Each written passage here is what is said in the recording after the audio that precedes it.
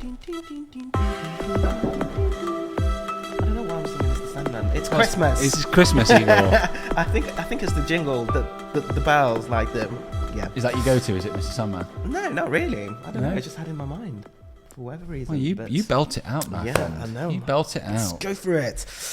Hey, It's Boxing Day. I know, right? It's Boxing Day when this goes out. It's weird for us because it's not Boxing Day, but we're in the zone. Yes, it is Boxing it Day. is Igor. Boxing Day. Have you had a lovely Christmas? I've had a great Christmas. Yeah. What did you go up to? At this stage, we would have gone for Christmas at Mama Demba Papa Demba's. Yeah. And yeah, what do they prepare for you on? We always Christmas celebrate Day? Christmas on Christmas Eve, being Portuguese. Okay, yeah. So you literally ramp up. You probably start around 8 p.m. and Yeah. ramp up with loads of Portuguese food And wine. and wine, of Yeah. course. Whoa. And you ramp it up until midnight and open the presents at midnight. Do you? Yeah, it's a big I like thing. that. And then what happens on Christmas Day? And Christmas Day, you still get the turkey and everything else, but it's just like Do you go to church on Christmas Day? Usually tend to, yeah. So yeah. Are the girls excited? Yeah. Ava, They're of an age now, aren't they? Where exactly. it's like they Ava really know what's gets going it. on. Yeah. Ava really gets it, and she knows Zara what she wants not for so much. Christmas. No, Zara not so much. She Not just got a clue. no, but she loves it. She just takes people around and I'm, Yeah. she just screams. What about you and the fam? We'll have Gemma's parents over for Christmas dinner. Yeah. We tend to just stay at home now. It's like it's hard work, innit? You've got kids. Yeah. Trying to go round and get them in the car. See everywhere. They yeah. just want to open their presents and play and just be in the house. We'll go to the pub. Mm-hmm. We'll always go down to the Five Lamps if anyone wants to join us. Although it's Boxing Day. Yeah. So we will have been to the Five Lamps. So if you didn't come to the Five Lamps, I'm sorry. But yeah, that's the one we'll go to. We'll go and have a couple of shandies in the Five Lamps. Yeah. And then back for dinner. And just your classic old pass out on the sofa, Yeah, isn't it? that's it. Watching some rubbish Yeah. TV. Although recent years have been good. I remember like a year or two ago watching was it Ready Player One? That was a great Christmas Day film. Loved I do like that movie. Yeah. You know me, sci-fi. I'm there. Really. Yeah. So yeah, no, it's been a great Christmas, Igor. Yeah. I really enjoyed it. How's your Christmas been, fam? What have you been up to? Yeah. Any highlights? Let us know. So you might have noticed as well, we've gone with the festive spirit, haven't Yeah. we? We've got a bit of tinsel and some fairy lights on the table here for those of you that are watching on YouTube. Yeah. It's incredible. Actually, we were talking about number split earlier about like the listenership and the watchers. It's a 50-50 split. Mm-hmm. In terms like of YouTube, like YouTube versus Apple and Spotify. Really? Yeah, pretty much a 50 split. Wow. I could be wrong there, Yeah. but we're hitting good numbers. Mm-hmm. It's been a good year, hasn't it? Yeah, which really, kind really of good. leads us into what this episode's about. Yeah. It Good very little much is. segue in there. Yes, You like good. I feel like I'm getting better at presenting. Yeah, you are. Learning the ropes. But no, this is a perfect way to go into our end of year review, really. We're literally looking at what's been happening this year. A lot has First happened. year. Lots happened. Yeah, 6 months. Yeah. So I said to you earlier, on the 10th of December last year, 2021, me and you sat down to do a test, and you just roped us into doing a full-on episode. Yeah, we've recorded it And I think on my Instagram I put out like that escalated quickly. It was like, well, we just did it, but we did it, didn't we? yeah. And that was the first one we recorded. We put it out on the 5th of May. Yeah. We built up kind of a bit of a library, didn't we, before Yeah. we started publishing? We wanted to make sure that we had a good, robust lineup, really. Because Yeah. we were not sure what we were sort of laying ourselves in for. So No, we not sort at of all. like wanted. But we knew both of us that we needed to be consistent. Yeah. And quite incredibly, since that first episode on the 5th of May, We missed 1 week. we've missed 1 week, Yeah, that's it. which I think was a bank holiday anyway. Yeah. So you guys were on holiday anyway. You yeah. were probably at the beach or Not something. And that's pretty impressive. Like we're quite proud of ourselves. I Well think. done, Sam. Good Well on you. done. It's taken a team effort, and Merla as well, and Amy. You know, I know. it's been quite an achievement, really, No, it really has. to get to this stage. We've only just started, haven't we? Really, only Really just started. haven't. 35 episodes in now. Yeah. We are fully booked for speakers in January and almost Feb. We've got the best part of 12 or 13 people booked in. Yeah. In 2 months. Yeah. Like, I think people can see now what we're trying to do. So actually trying to get people to come on the podcast is It's so much easier. proving a little bit easier because Yeah. people can see it and they can go, oh yeah, I want to be a part of that. Yeah. And today we're going to talk a little bit about the things that we've learned over the past 12 months from starting this project and this journey. Yeah. And we're just going to do a quick review of everybody that's been on here. Yeah. Because we've had some amazing speakers, haven't we? Mm-hmm. Do you want to kick us off with what have been your kind of takeaways so far? Like, what have you? I think that, we are very different in terms of our characters. Oh God, yeah. And I think this has shown. The more we sort of like team up. Don't get nervous. No. I agree with you. I agree with you. And each of us have got our strengths and our weaknesses, and I think that very much one of your strengths that has sort of like rubbed off on me really is it's the sort of like forced networking that has. I'm always happy to rub off on you. It's fine with me. But yeah, I think that there's an image for everybody listening. Yeah, that's it. It's in my mind now. Big spoon or small spoon? I'm still the big spoon all the time. I don't know. But yeah, forced networking. I think the podcast has very much forced me to, just network a lot more with people that I just wouldn't do it whatsoever, really. And I think that it's something to be admirable for you, really, in terms of like how that just comes so naturally to you. Yeah, it doesn't feel like it does, but I think like, not to put negative spin. I think one of your, you're a creature of comfort, aren't you? I think you like what you know a little bit, and I think you've grown massively over the last year. I've seen a massive change in you, kind of just getting out there and doing it. Yeah. I still like to see more of you on Instagram. Yes, he still wants to see my face. But it has been great to see. I don't necessarily feel like I'm that great at it, but you obviously think that I do. Yeah, 100%. It's the one skill that I think that you very much bring forward. You are able to unite people or bring people together in such a easy way. Oh, I didn't make any notes on you. Hold on, let me just have a think. No, it's good. That's really nice to hear. Thank you. No, yeah. Genuine. Even now, I'm not that great at taking compliments. Yeah, so but this is the perfect example. We were literally on the phone. We were literally trying to organise things for this episode, and your phone is just simply buzzing left, right, and centre. and are we coming tonight? I sent you to voicemail, didn't I? Yeah. Not got time for you yet, Igor. Yeah, you're up next. What's happening? Are we coming together? Blah, blah, I just blah, like to be around people, you know. I just like, and I think that's probably where the podcast was born a little bit. Is I like those conversations, the industry we're both in. We've talked about it countless times. Like we both absolutely love it. But I love the wedding day. I love going to weddings because I'm around people and I feed off it. Actually, the not the negative or the downside, but I suppose the small issue is that when you then come back and you're in the office 5 days of the week. Yeah. I just find it quite lonely. Yeah. And I just want to chat to people. So like for me, AirPods are amazing because I can put them in, I can ring people. Yeah. Like, how you doing? What's going on today? And yeah, I just enjoy those conversations. That's where, me and you kind of dreams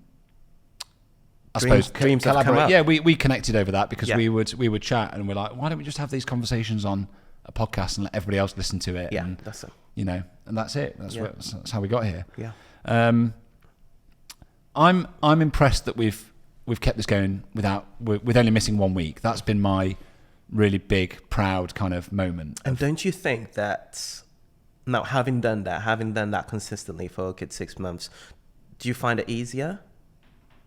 What, turning up and doing it? I probably feel more confident and comfortable in front of the camera now. Yeah. I still have moments where I question what I'm saying and if I'm going to come across as a complete and utter, but I'm growing into it a little bit more. I think we think we both are. I think one point we'll touch on in a little bit is how hosting. We see now just like the skill that's involved in, but like people that host podcasts and are just like naturals at it. Yeah. Like, wow, I can listen to podcasts now and go, they're really good. Yeah. Like it's just that it's a skill, isn't it? It's a real skill. Being able to listen to people, being able to kind of digest what they're saying and to be able to return a question that is, that people at home or at work or wherever they are listening are going to want to know that question, but you've got to be able to find that question. Yeah, that's it. And you've got to deliver it in a really punctual, clear, concise way. And I still have moments where I'll go, and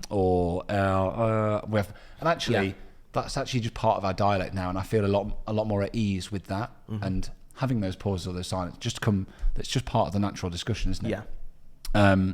So yeah, just the volume that we've produced, the value that we've brought. One of my really big things, definitely one of my really huge takeaways has been justifying why we decided not to just stick to our industry. Yeah.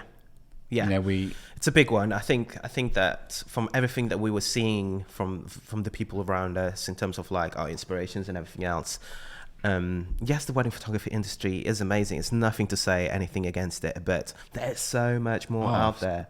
There's so much more, and yes, our industry can very much be a bubble. I think we realised within the first 2 or 3 guest speakers very quickly that we were right in our thinking, because I think we just had a bit of doubt, didn't we? Mm-hmm. We were umming and ahhing. Shall we just stick to wedding photographers and videographers, or do we branch out and just treat it as a creative industry as a whole? Yeah. And we went with our gut, which was, you know, the creative industry as a whole. And you know, within those first 2 or 3 episodes, we were both like, yeah, we personally are taking things away from those discussions. Yeah.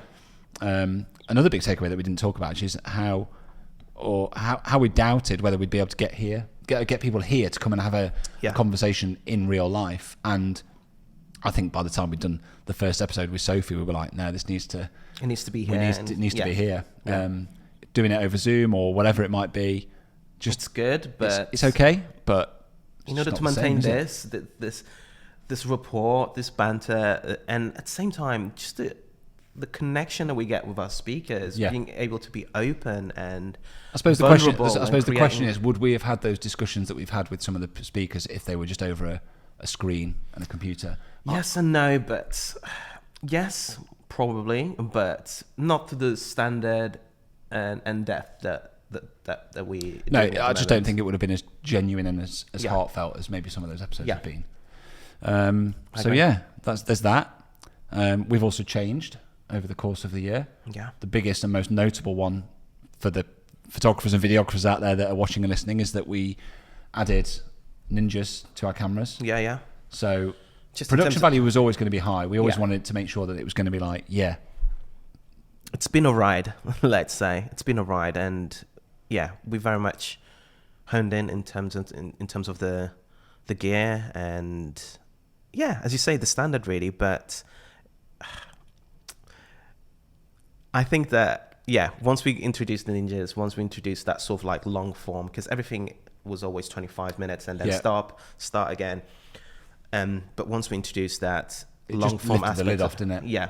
And I think Christiane's episode was like the perfect sort of example of that. I think it was a great example for 2 reasons. One is the one we've just talked about, which is that we could just continuously talk for an hour and a half and not have to break. Yeah. And then also the benefit of that was it gave Christiane the space and the comfort to know that she could be honest and open with us, and she was. And I'm sure we'll touch on that in a little bit. But it felt like a kind of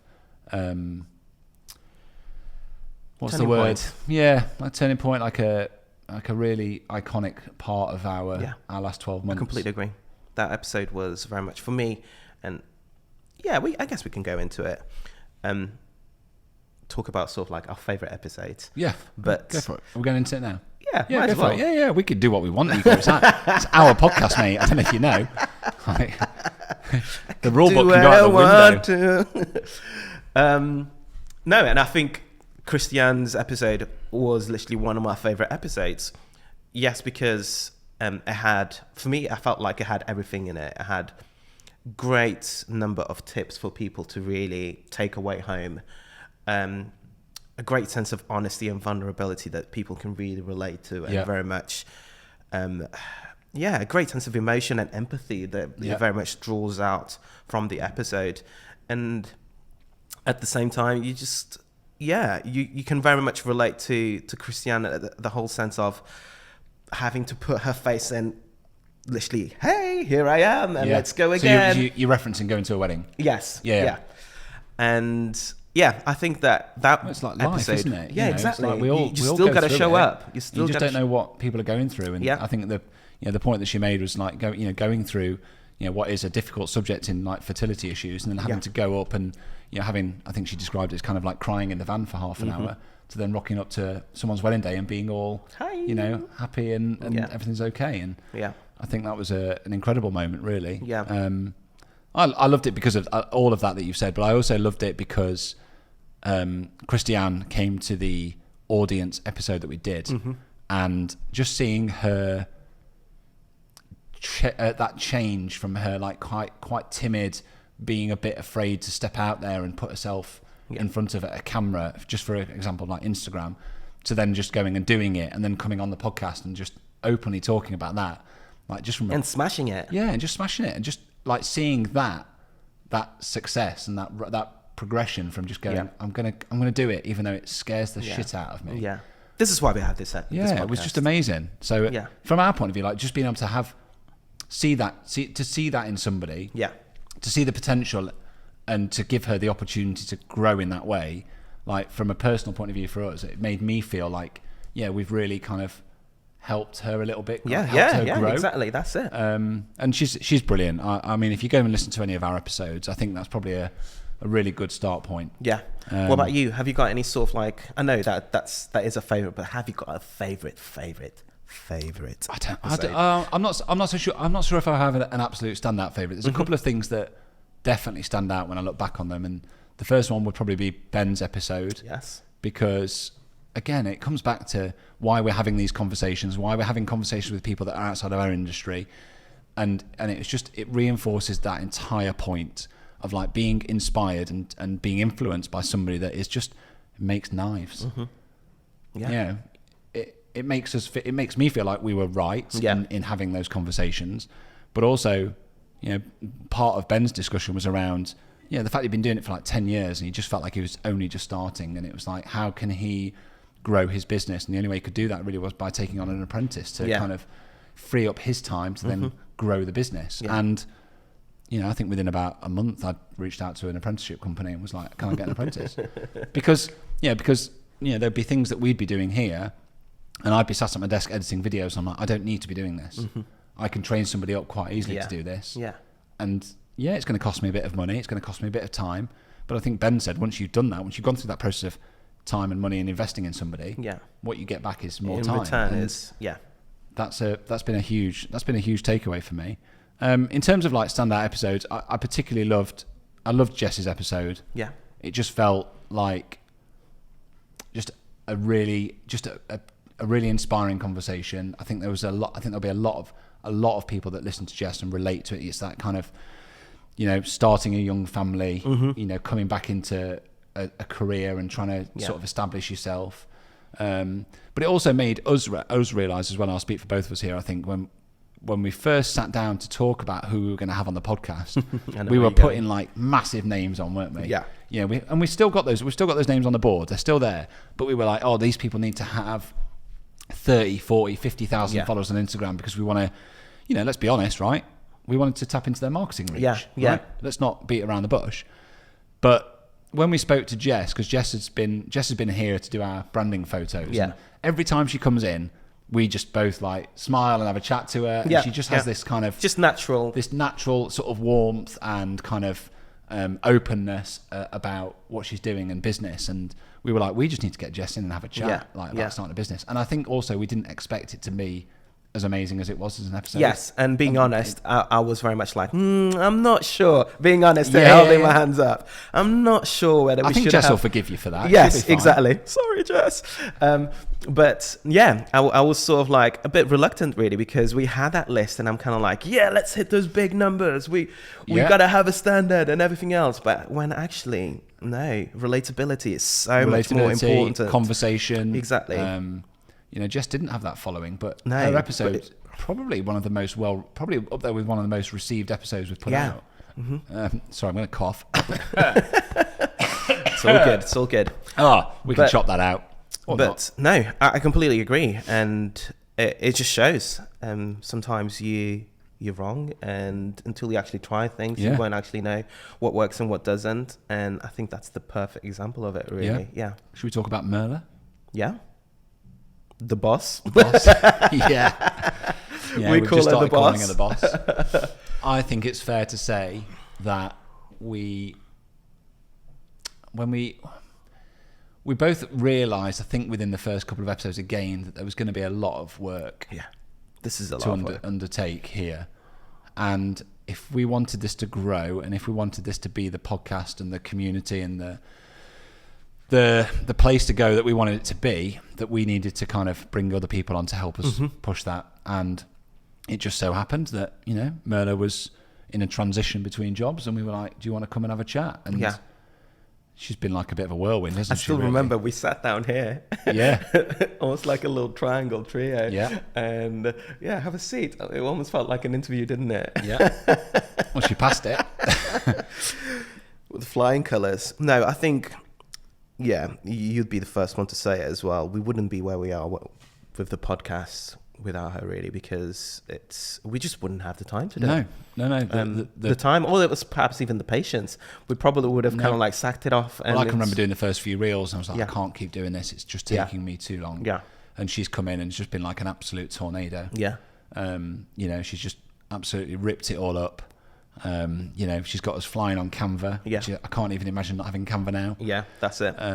You know, we don't have to. I can remember saying in the first few weeks, she'd come and ask us something. We're like, no, just do it. Just do it. We trust You're you. the boss. Yeah, very quickly, like that trust was there because she's got that unbelievable kind of marketing work ethic that we're hoping, and we'll talk about this, I'm sure, in later episodes. But you know, she's going to be doing a marketing and Instagram masterclass for the courses that we're going to create. So we're buzzing about that in the new year. That we'll talk about in the next episode, because I think we're going to do plans for 2023, aren't we? So that'll be something we talk about in a bit more detail later on. So yeah, big love for Merla. Yeah, it's hard to imagine her not being here now. Yeah, that's it. She's not going anywhere. But yeah, for me, one of the points that I absolutely love, after seeing so many guests and so many different walks of life and hearing so many stories, I always thought that I had a quite strong work ethic. Yeah. But that's sort of like been blown out of the water, really, just by hearing stories on how people literally have done what they've done. And yeah, I think that my time now is a lot, even more precious than what I used to be. But at the same time, yeah, it really has shifted in my mind. And in terms of productivity and everything else, I think that is one of the big things that the podcast has changed. Is that course coming soon? Sorry? Is that course coming soon? That course is coming soon. Yeah. That course, I'm telling you, that course is coming soon. Is it? I mean, you've said that 3 times over the course of the year, but okay. So can't wait to see it. Yeah. I think, it's just, it has changed. It has changed so much, really. But again, it just opened my eyes to the way you're doing it. It's not the only way. That's it. Yeah. I think that, again, I think what you said beforehand, I was like, is that true? Is that not true? Sometimes you can be just used to your comfort. You stick to what you know, you stick to what you do, and you stick to that format. And sometimes you're afraid of venturing out from it because you think that this might be less productive than what you are doing at the moment already. So yeah, I think that's been a massive one. I've just realised we didn't even intro this episode. We just went straight in. But no, I think we did. Did we talk? Yeah. We didn't say we were another idea, did we? Oh, welcome we to didn't. Welcome to another idea. If you're listening for the first time, we are Sam and Igor. We are here to support and help creative businesses, entrepreneurs, self-employed, anybody that wants to level up their business in any kind of way, like creatives, like we've got you. Yes, basically. definitely. We've got you back. Yeah. There we go. It's over. Yeah. Before we get into the episodes, I want to put out one point that I think is I think people will relate to and is very real, and that is that I think if we were doing this on our own individually, I think we would have stopped already. Mm-hmm. Yeah, that was my point. Okay, right, beforehand, yeah. Because I think from a personal point of view, I've definitely noticed like the anxiety levels have crept up a lot more this year. Yeah. And you know, people probably see what we're doing and they think, and I've definitely found this year, people think or say, and I love it. I know it comes from a genuine place of like thinking that you're smashing it, you're doing really well. And I think Pearl talked about this as well in a previous episode about, you know, what we see people putting out isn't necessarily a reflection of how successful they are. Exactly. They are. Yeah. And it's great. I love that people love what we're doing. I love that people think that we're doing really well, but it is really hard. And we've had moments of major doubt this year, and it just so happens that those major doubts haven't aligned together. You know, if I have a moment of anxiety or doubt, you're like, no, come on, mate, we've got this. Let's keep going, and vice versa. Yeah. So having that support and having, you know, you and Merla here and Amy and now Courtney as well has just kind of helped me ride out those little troughs that we're not doing it on our own. Everybody goes through.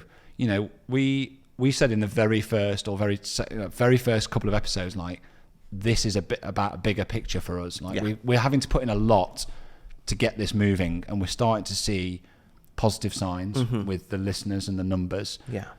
We've but got the vision for it is huge plans for next year. Yeah. And we're going to start slowly, you know, introducing those over the next few weeks and months, and we're just dead excited. Yeah. Because we make no bones about it. Like, this takes up a lot of our time.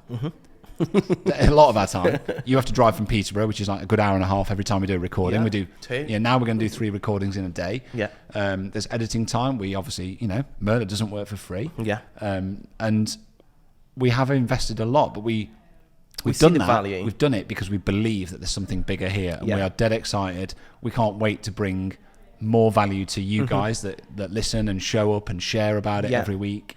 You know, there's more coming. Basically, there's loads more coming. And whilst we are sort of like learning, taking lessons from it, and selfishly bringing people that we really admire and everything else, it is all for you guys. It is all for you, for the audience, really, because I think the ultimate goal really is to build a community really where people are like-minded. Love to see a hub where people show their results and everything else, and it just gets me excited. It gets me really, really excited. Well, on that note then, shall we dive into a quick review of guests that have been here this year? Because we've had some guests, haven't we? Yeah, we really have. Let me move along to my next pad so I can see who we've had, and let's just work through them. First up, Sophie Purser, Black Velvet Styling. Oh yeah. And I think we've got to just say, first and foremost, hats off to Sophie for just going, I'll come on this thing that you guys are doing that I don't know what it's about and no one's listening to. I'll come. It was very much like that. Yeah, and she was like, no, I don't like going in front of a camera. I'm like, well, it's filmed, Sophie, so you're going to have to sit there. and she came in and she was just brilliant. Yeah, absolutely amazing. And I think that it surprised me as well, just how strong she was at what she knew. Yeah. In terms of her marketing skills, because it's, especially for us as photographers or creatives, let's say, it's one of those things that we sort of like disregard quite easily, really. Yeah. But she's hardcore, and she does like the dirty marketing. Exactly, as well, she's hardcore. It's not she just knows like her numbers. Yeah, people see marketing often as like just just got to get a nice little Instagram post put out, that's and it. that's it. That's my marketing done. But like Sophie just took it to another level. It's like, okay, what are the analytics on that? How am I going to grow? What are my lead generators? How am I going to get people to sign up to my like the power and the importance of a mailing list. You know, she made all of us go, right, I need to set up a mailing list. Didn't she? Yeah, very much so. I loved her. I thought she was a great first guest. Yeah, definitely. And if you haven't got a mailing list, you need to go and get a mailing list. Yeah, it's really important. It's really important, just from the simple aspect of Instagram might die tomorrow. How are you going to connect with your audience? Yeah, the people that are within your sphere, wherever your income comes from. How are you going to connect with them? And mailing list is just an easy access to all those people. Yeah. So yeah, let's cue a quick section of Sophie. Felt out your depth, or struggled, or not felt. No, I wasted a lot of money on advertising last year testing something that I wasn't sure if it was going to work. I had a hunch it wouldn't work, but I didn't want to be an arsehole and think I knew everything. So I tested it and it didn't work. So maybe I should have trusted myself. Yeah, trust your gut. But sometimes how much did you test, and things. how much did you lose on that? Oh well, every month we probably spend about $5,000 on advertising. Wow. And I spent about 80% of that budget for about 3 months on this. Yeah, stupid. Wow. And at the same time, I was targeting the wrong kind of people. I wasn't building my mailing list with quality leads. Yeah, it was a bit stupid in hindsight, but we're a young business. Aren't mailing lists like very 2006? No. This is where we go. This is where we go. He's biting you. Yeah. Okay, you don't like mailing lists? No. We're just like goading you a little bit. Okay. No, they're awesome. They are. I try. How come? Just like to people listening that are like, I haven't got a mailing list. Well, what is a mailing list? Why should they? Why should a business have a mailing list? How does it work for you guys? Oh, it works brilliantly. So our mailing list is at about 15,000 now, which isn't massive, but it's a good chunk of people. The open rate is about 25%, which again is pretty good. But we have to make sure that we're doing quality-led, like value content through our website, which gets pushed to the emails and social, obviously.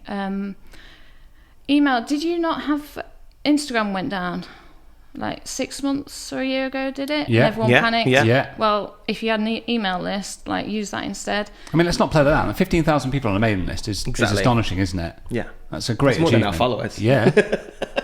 How do we tap into that? And Well, and the fact that you've got direct access to that, to them, to Yeah, and if to you're on a those people. decent email service provider, you can see how many clicks, how many sales you got Yeah. through it. And, if I do an email, which I do at least twice a week, you're going to bump your sales.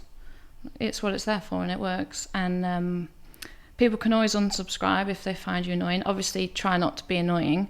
As I say, lead with quality, but you've got to get your sales stuff in there. Yeah. And don't feel ashamed of that. But if you've got a nice mix of authentic, value-led content, you shouldn't feel bad about saying, hey, we've got a sale. Or Okay, number 2. Ben Edmonds, Block Ben, Knives, Ben, producing Ben, knives Ben, for Ben. all of the big chefs. Just incredible, really. Yeah. Incredible story, incredible journey. I think what stood out for me from Ben is just that absolute has no fear approach to just trying something. Yeah, just goes and do it. Yeah, and learns from it and then grows and just Did it tries work? again. Did it not work? It doesn't matter. I think we all need a bit of that in us, don't we? Yeah. Just no sense of fear, really. Just goes and do it. And yeah, it's to be admirable. Yeah. Yeah. And again, talking about the staff and apprentice discussion, that's been a huge influence for me. Mm-hmm. I loved hearing the kind of I think he referenced kind of cited he's been doing this for 10 years and he only just feels like he's getting started now. Yeah. It's like we live in an age, don't we, of everybody wanting quick results. Exactly. And just look at what he's done over 10 years and now he only just feels like he can start to really scale a business. But Yeah, constantly asking the questions, what if that I went do out this? in June time, and just look at the things he's grown in his business since then. When you listen to that episode and then go and look at the work that he's put out, you can see all of those plans kind of coming together, those pillars that you referred to. Yeah, that's it. And just dialing each one up. No, I love that. Studio Ninja, Igor. Here we go. Yeah, I'm off again. But I just wanted to talk about one more thing, because I think, and I'm not here to criticise one of our sponsors, but I think they're missing a trick. Ooh, shots fired. Tell us what so you think. It claims to be designed by photographers for photographers, which it is. It is designed by photographers for photographers. So I'm not arguing that. But it's not just for photographers. That's it. It's so much I just more. think it's for anybody that's in a service-based industry. This piece of software is invaluable. I've had friends that are MUAs, hairstylists, florists, stylists. You name it. I've had them all reach out, and I've given them sort of guidance and setting them up that have gone on to use Studio Ninja and this is invaluable for our business. Yeah. So if Studio Ninja are listening and watching this back, might want to think about who you're targeting it to, because actually I think they're missing a trick. I think there's a whole market. There's a whole market out there that you don't just need to be a photographer or a videographer in the wedding industry. If you are a service-based industry and you've got clients or couples, whoever they may be, and you need to book people in, you need to send them automated emails, invoices, the system and the software is there for anybody to use in whichever business they're operating in. Yeah, get Studio Ninja.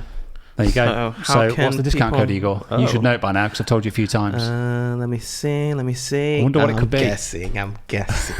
I'm joking. It's another idea. It's that simple. So if you go to Studio Ninja, type in that as the checkout, and you'll get 50% off for the whole year, and you'll get the first month free.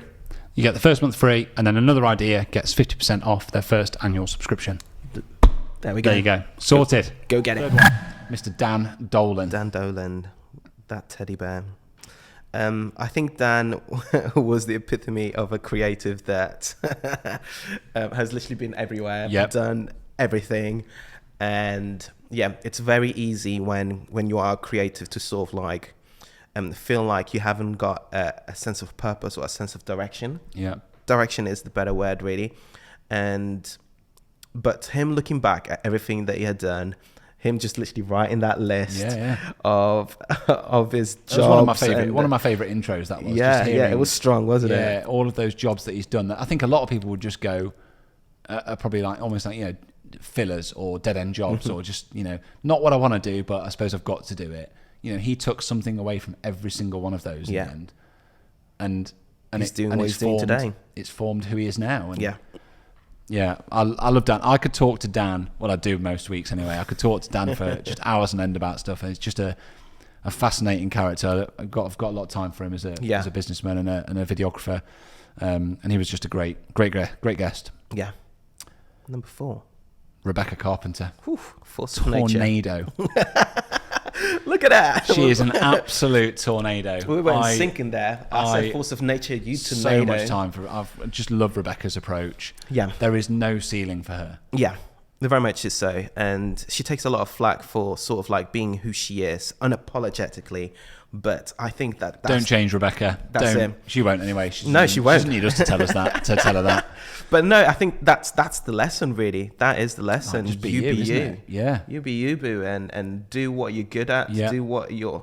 Focus on your strengths and really hyping them up and celebrate those around you. And yeah, I think that Rebecca's the perfect example that there's no excuses out there for people to sort of like succeed and just take their dreams and take their sort of businesses by the horns and just ride it. Yeah, I think that's what I love about Rebecca is just her approach to, you know, you'd never hear like a moment of like negativity or no, I can't do that. I don't, you know, this whole like I don't want to do reels. You'd never hear her utter those words. It's just like I'm going to do it. I'm just going to get on with it. Figure it out. Yeah, just go with it. Yeah, you know. Really sort of just hugely inspiring. Yeah, I think very much for so many people in our industry, particularly. And I think people very much gravitate towards that, and I think that's why she's had the success that she's had because, again, she's unapologetically who she is. Yeah, did I say that right? That was a mouthful, but you got there. You got there, Igor. And I think that you can see that within her couples as well. Yeah. The people that she kind of like presents herself on Insta and everything else. The people that she hangs around with, I think, everyone gravitates towards that. So, and rightly so. And she, you know, if you're trying to get into this industry and you're looking at Rebecca, she is the prime example of you can just come in and just do your thing and be a success. Yeah, that's it. Boom. Big things for her, by the way, in the future. I don't even think she's even really started yet. Yeah. No. Oh no. I'm just mental when you're genuinely quite scared. Yeah. But at the same time, we are pumped. Yeah. Buzzing about it. Yeah. I can't wait. Tara Knott, number 5. Whew. Again, like kind of a few guests. What I love about Tara is that she had that bit of doubt about coming on. She was like, I don't know. But actually, within a minute of her being sat there talking, she was like, just comfortable, in the zone. Yeah. Very well spoken. Exactly that. I admired so much her clearness of putting a point across in such a clear and concise way. I think she's one of the most... I think she's in the top 2 or 3 of our episodes. I don't know what to make of that. That says something, doesn't it? Yeah, of course it does. Yeah, people don't start listening to an episode and then just stick with it because they want, you know, there has to be something there. There was something. It always felt like there was more there to talk to about Tara. And just her journey, her, you know, again, that kind of being in the 9 to 5, you know, in a job that didn't really fulfill and inspire her in the way that she knew it should do. And she just went for it. And she went for it in the worst possible time as COVID hit. Yeah. But rode it out and is now reaping the benefits of that hard work, you know, that clear vision. Yeah. And just as well, I think she talked about like the art of selling, I think, which is probably one of the really big takeaways, and just about always being, you know, always just having that level of self-awareness when you're selling yourself and you're speaking to your clients to just be the best person that you can be and to come across in the right way. Yeah. That I think a lot of people just kind of slip into forgetting. Yeah, very much so. I'm just kind of like stuck in my mind with the whole 9 to 5 in some ways a little bit. on the thought that when I started, it was literally 2008, which was literally the recession time, really. Yeah. It's and almost the same. And even now, it's even worse in terms of like a recession that we are at. And I was just thinking, just think of all those people. It's Boxing Day, Igor. Let's not bring everyone down. No. This is a good one. Okay. Just going somewhere positive with it, guys. Let's bear with him. Just hang with me, people. Hang with me.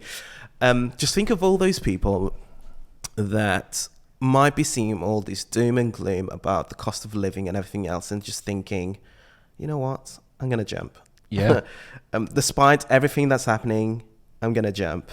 And success stories that we'll see within 1 year, if only 2 Igor, years, there was 3 like years. a support community for people to be able to kind of to be a part of, that would help inspire them and motivate them along that journey. See, now you're with me. From people that now have experience. You're with me, Samuel. If only it's coming, people. So yes, I'm excited. I'm like dead excited. The thought just stopped me in my mind, sort of thinking. Just think of all the stories that are going to come out. You have a decision to make, don't you, in that time? You're like, do you let it swallow you up and consume you and worry about it? Mm-hmm. Or do you roll your sleeves up and just see an opportunity? Yeah, that's it. Like, and the people that will come out of this the strongest are the ones that go, no, I'm going to make something for myself here. Yeah. You know, I'm going to go for it. Mm-hmm. Yeah, okay, I think things will be tough over the next year or two. Yes. But where do you want to be when we come out of that? Yeah. Do you want to be in a position where your business has got really solid foundations for growth? Because you went for it. Or do you want to just be in that job that you still hate at 9 to 5, cursing? Yeah. Like, I know where I want to be. Yeah, that's it. Boom. Amen to that. Tony. Tony. I'm just feeling his hugs right now. Oh. I don't know why. So Tony, for those of you that haven't listened, runs a salon. Yeah. With about, 15, 20 staff? 20 staff. And again, it was a bit of a groundbreaking episode for us because we'd not really had anybody in there. Everybody else had been kind of self-employed, mm-hmm. working by themselves pretty much. And then Tony comes in and he's like, I've got 20 staff. Yeah. Like, okay, here we go. At the end of the spectrum. Now it's getting real. Yeah. And what was your takeaway from Tony? His just sheer trust within his people. Yes. He's got that framework, as he said, of how things should work creatively within the business. But within those parameters that he has set for his business, people are able to maneuver in such a free way to literally let their style, let their creativity loose really within that. I think that was really, really good. Do you mean this clip? I think it's important for creatives to still feel like they're putting their creativity into it. So we have sort of certain ways of colouring hair in particular, where we look at skin tone, we look at depth of colour and things, and you've almost got a formula there to give you a range of colours that person would suit. So we teach that to all of our team, whether they come to us with 20 years experience or they're brand new, and we know that creates great hair. Now sometimes if we have someone with a lot of experience who comes in, they will test the waters a bit and they will try and do the things that they've always done and that they've been relatively successful at it, so why wouldn't they? And it's almost our client that tells that member of staff, actually that's not good enough, you know, this is what I want with my hair. Mm-hmm. And actually then when they implement the things that we've tried to teach them, all of a sudden they see, right, we get much happier clients, our retention rate goes up and all the rest of it. So we have sort of I suppose you'd call it slight boundaries mm-hmm. that we want our team to work within, but within those boundaries you do what you want and you know, and let your personality out. You know, it's and you kind of see with each member of the team, you can almost pick out their clients, whether you're speaking to them on the phone and their personality, or you're seeing them and sort of visually what they look like. You can see that it's different people that have worked on them. And what you want to start off with is that your skill set and your personality brings in as big a range of people as possible. But as your career goes on, you do sort of that range sort of does that, and you find your fit and you know the type of client that you're going to work on all the time. So you know we do have some people who constantly work on you know just really good looking 25-year-old girls, and you know it's creative work, it's you know all the latest trends, all the rest of it. They're successful, and then we get other stylists that their client base will all be, on average, 50 years old, still look amazing, absolutely amazing, but their sort of how they approach their work is more relative to that client and that client base. So over time, that's what you see. But to start off with, we want them obviously to be able to retain every single client. Yeah. Our retention rate's 90%, so we're doing it well. The average in the industry is 40%, I think. Wow. So we're doing a lot of things right, but it is. But what we need to make sure we're teaching is those boundaries that we said is what creates that. So we know if you're working in these boundaries, you're creating great hair, but work within that and be creative within that. Boom. That clip. Yeah, for me, Tony, one of the big takeaways for me from Tony was his selflessness of running a business. And it was almost like, it was really refreshing to hear somebody that's running a business that goes, I need to look after my staff first. I need to make sure that they're all, like you said about the framework and giving them that framework to be able to be creative, but also to make sure they're looked after. Yeah.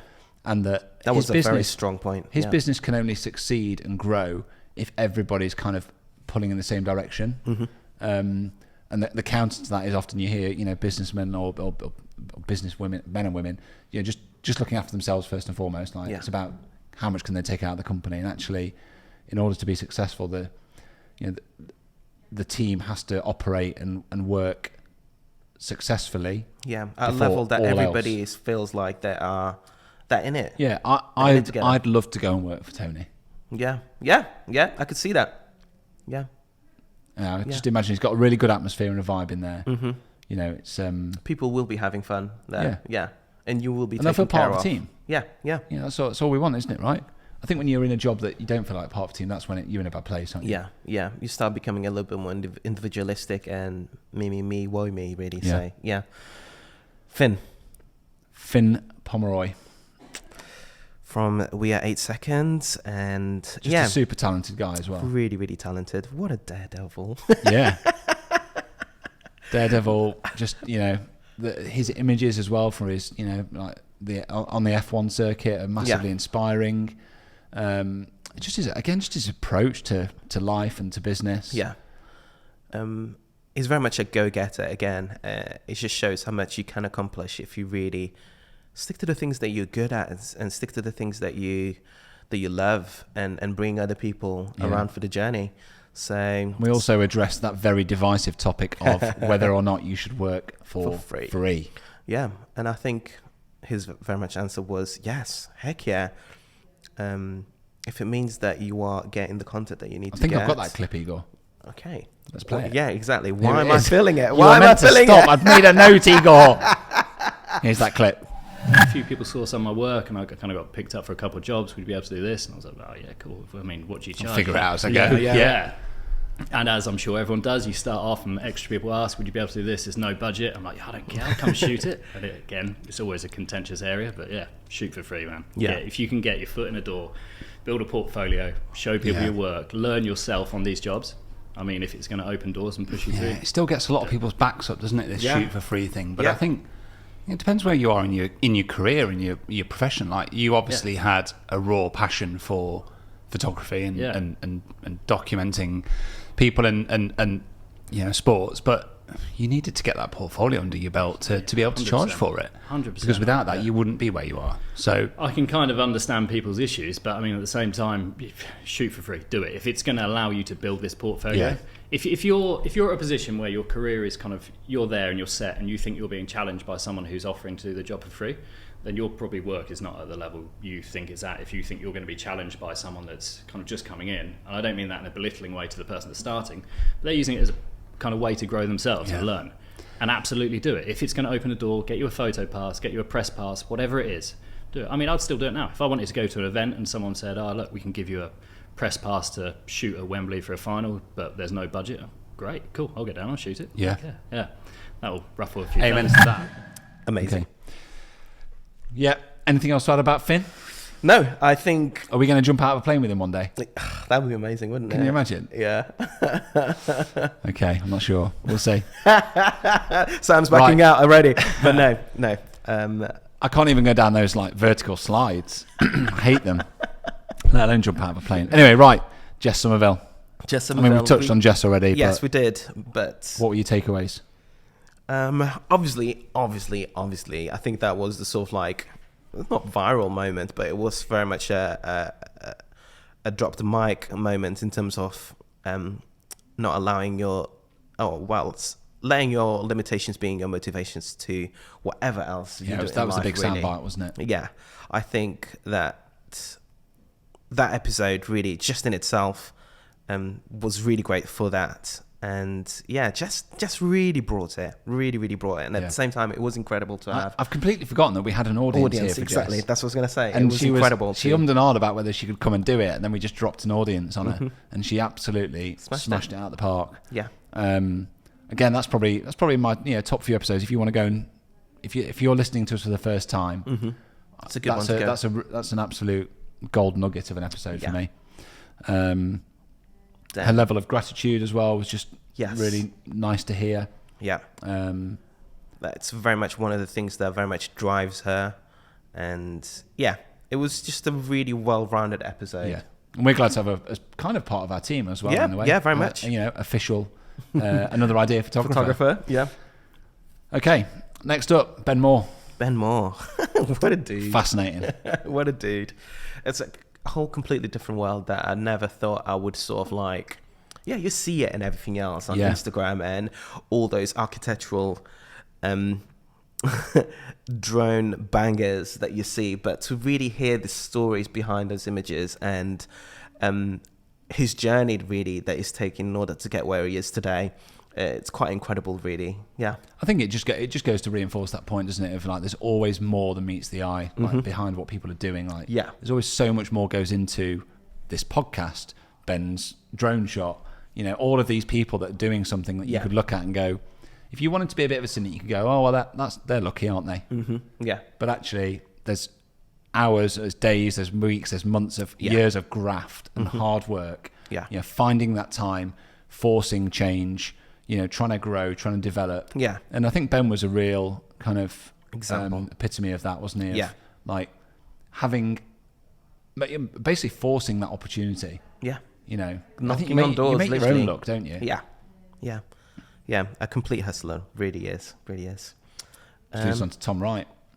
Do you know what? Actually, Tom's also one. I mean, these are all. I'm going to find it really hard when I listen back to this. Going, there isn't a bad episode for me. I've enjoyed everybody that we've had. Yeah, definitely. I'm just going back to certain. Like Tom's really stood out for me. I really enjoyed his chat. Mm-hmm. Again, very well spoken. Yeah, really got his clear. points across really clear. Yeah, had his points. Yeah, was very intentional. With what he wanted to say, and just delivered it really well. Yeah.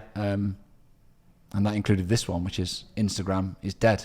At this point, we have had the privilege that the work product that we make for somebody else is our marketing material. And I hate to say it, that's over. It's done. Like these platforms don't want you to post photographs anymore. They want you to post video. And whether you like it or not, if you want to get the reach, that's what you've got to do. And I said this in a reel the other day, which is ironic because I was talking about how much everybody hated reels, but it's kind of one of those situations you need to change or just accept the fact you're going to have to pay for access. And we're all upset, partially because we want our artwork to be seen by other people and like to feel respected and happy about what we make and how much effort and time has been put into it. But the fact is that nobody else on Instagram had that luxury. If you were a jeweler, you couldn't just get on Instagram and like instantly see success because you didn't have the skills to make the photographs people wanted to see. So we were in a highly privileged position where we made incredible photographs compared to any other person in any other industry. And yet we were complaining now when we have to go to the same effort that every other person's had to make all this time. I love that clip. I love that clip because he literally says how it is. Yeah, but it's the stuff that people need to hear. Yeah, isn't it? And again, it's part of why we've started this podcast. Part of why we're going where we're going. And I think a lot of people would have listened to that and been like, "It's a bit of a wake up call." Yeah, adapt, and go forth, children. Or die. Or die, yeah. Studio 74, Rachel and Darius. They were great. I think very much the epitome of, yeah, here we go. We've got no job. What are we going to do? Yeah, being forced out by somebody that had a bit of a kind of archaic mentality towards, development and people doing their own thing. Yeah. But when you look back on it, that was the little nudge or the that was the turning push away point from the business they needed. And yeah. I think what really resonated for me was that I think we all have that doubt, don't we, of can I leave this job and can I go and do what I really believe I want to go and do? Yeah.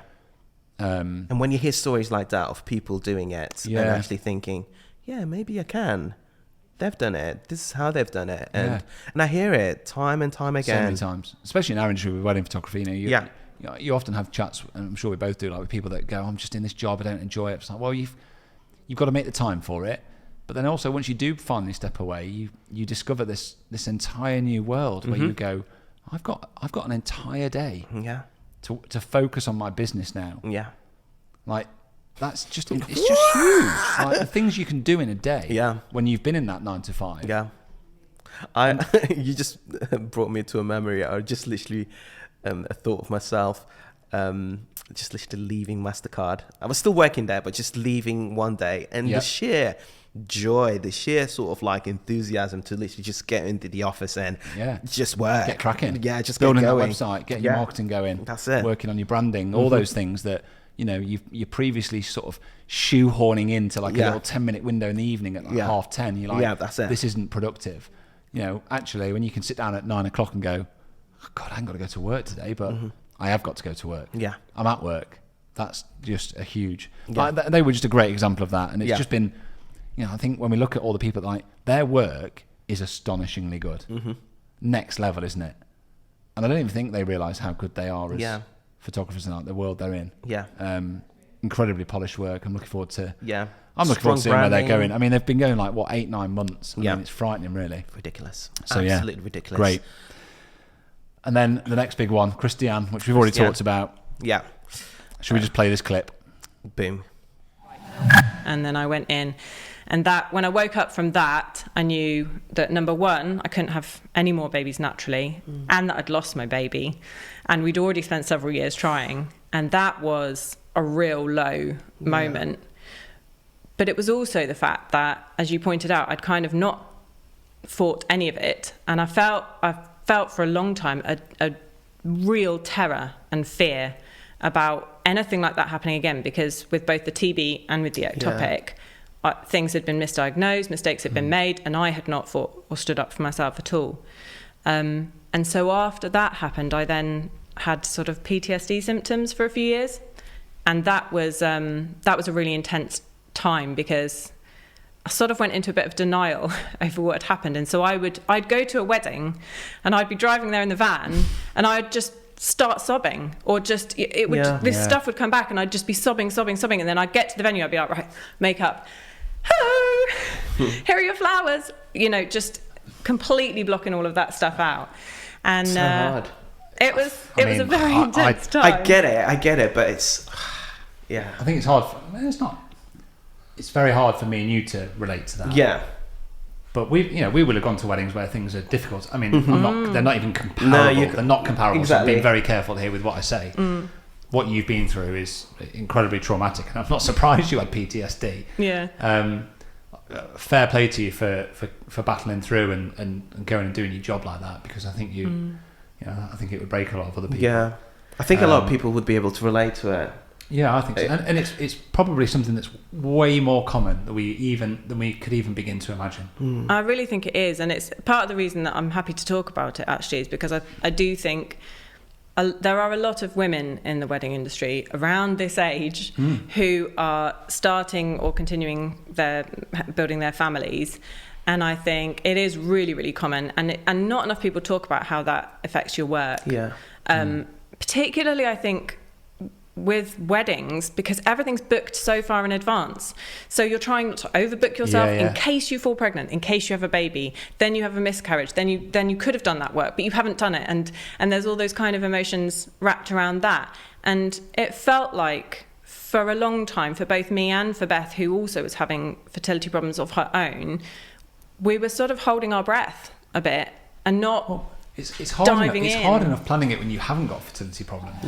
Yeah, I think that with Christiane, we've said what we said, and for me, it was very much a turning point, that episode. It was one of those episodes where I felt like, yes, not just as a guest, we had someone that very much encapsulated everything that I sort of like wanted the podcast to be, but at the same time, I think that us as hosts, it was a turning point of really being able to allow the space to just allow vulnerability and growth really to be at the forefront of the pod.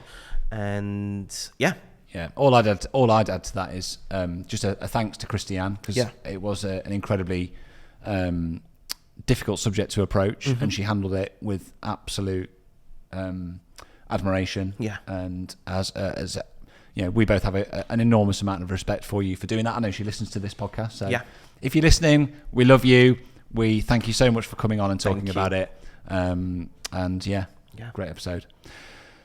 Isabel Pearl, next up. Force of nature as well. Yeah. And so young. Yeah. So young. Again, just much bigger things on the horizon, I think, for Pearl. Yeah.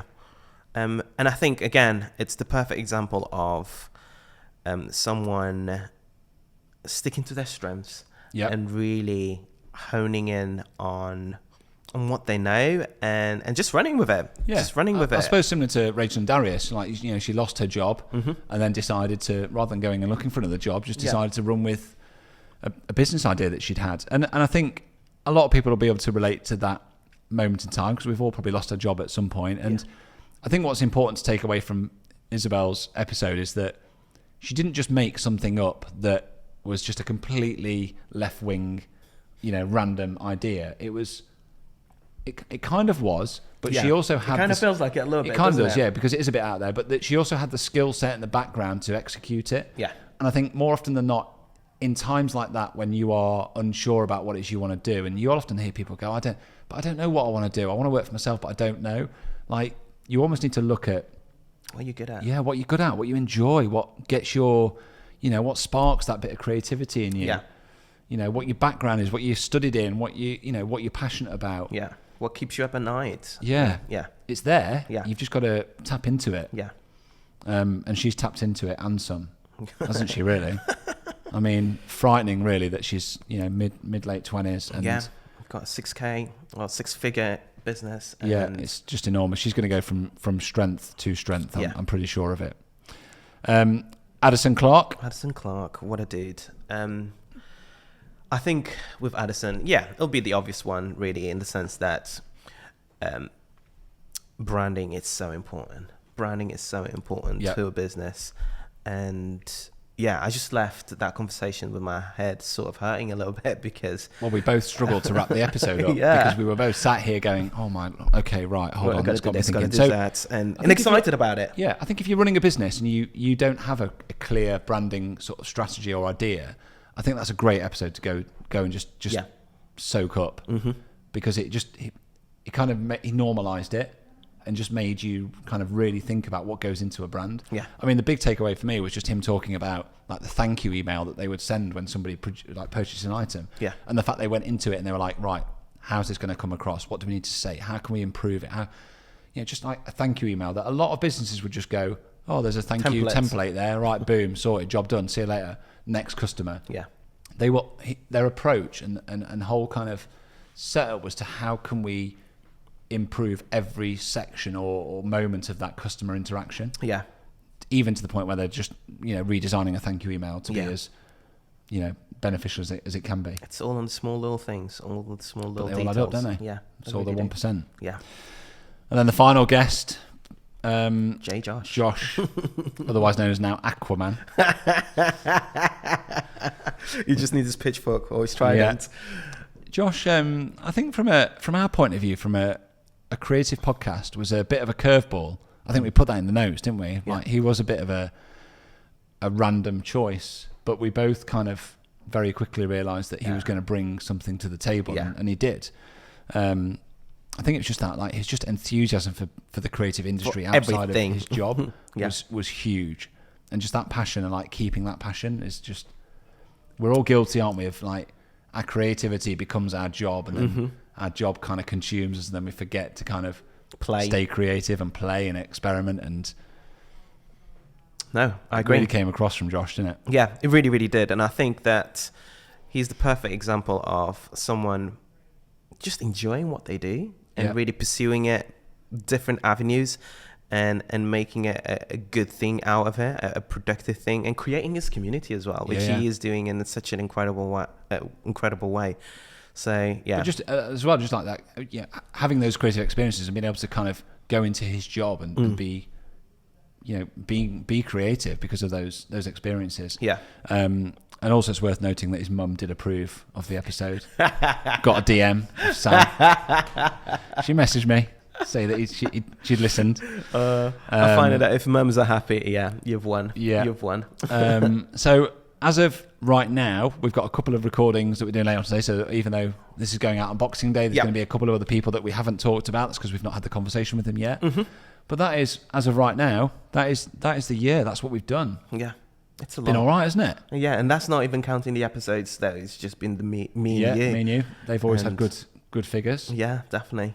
So yeah, I suppose just from me and Igor, to anybody that listened regularly, anyone that shared it, shouted us out, told their mates, told their mum, whoever it might be, like, thank you very much. A massive thank you. We wouldn't be here without you. We genuinely wouldn't. We've had so much positivity and feedback and support from you guys. And we just hope that you are on the same page as us, in that you can see the benefit of these discussions and conversations. Yeah. And that we've got more to come. Yeah. And we want to hear from the results from you guys. What you sort of like, what are your favorite bits? What are the sort of like nuggets that really, even to today, stand out from previous episodes? Because those are the sort of things that if you really implement them, if you really take action into them, you can change your business in such incredible ways. Being inspired, being consistent. I think consistency is going to be is something that underpins everything that we do. Yeah.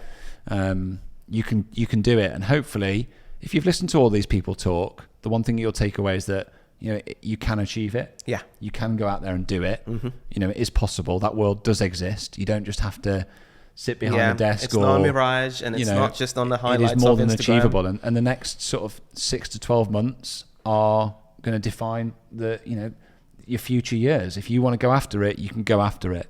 Don't let anybody tell you otherwise. You'll get people in your in your circles that doubt you or say, what you doing that for? Why are you leaving that safe, secure job? Or why are you doing something that no one else has done before? Well, just you believe in you and just go for it. Yeah, that's it. And we're going to be here along the way. Yeah, we're looking forward to hopefully, if you're at that start of that journey, you won't be long, and you're sat here in front of us and we're having a chat about that experience. Yeah, definitely. Anything else you want to add before we wrap up and say Merry Christmas? Yeah, I just feel grateful. Yeah, good. Feel grateful. It's been a good year. I've enjoyed it. Thank you, mate. Thank you for being you. Thanks for being you. And thank you, the audience. Wherever you're listening, Merry Christmas. I hope you've had a great festive period. Go and have a rest. Happy New Year if you're listening in the new year. Enjoy Bailey's on us. And go for it. We'll see you all in 2023. Thanks, guys. Thank you.